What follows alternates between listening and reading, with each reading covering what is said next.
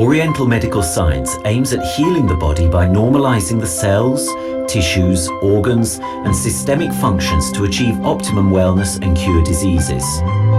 Western medical professionals had recently recognized this as preventive science. The easiest way to achieve this homeostasis is by taking Ganoderma, which is a mushroom belonging to the family of Ganoderma. It is a medicinal mushroom which, despite being used in China for 2,500 years, until recently was only available for the highest class of society.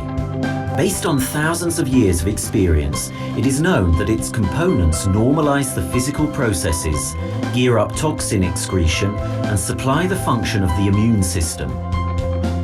Ganoderma is used in clinical practice as component of medicines.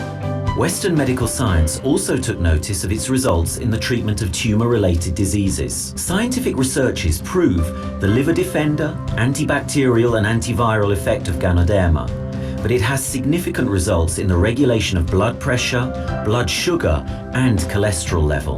But how can we manage to have Ganoderma as part of our everyday life? The solution is a cup of black coffee with Ganoderma.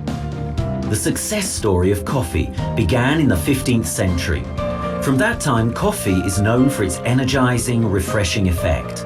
After some decades, the coffee house culture spread, and the rest is history.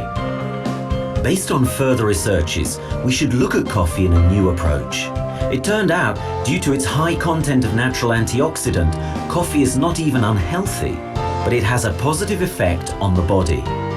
Studies prove that the main reagent of coffee, caffeine, in some cases holds up tumor cell growth, besides increases physical condition, gears up the effect of painkillers, and if consumed within reason, reduces the risk of many diseases, among others the risk of large bowel cancer and a contracted liver.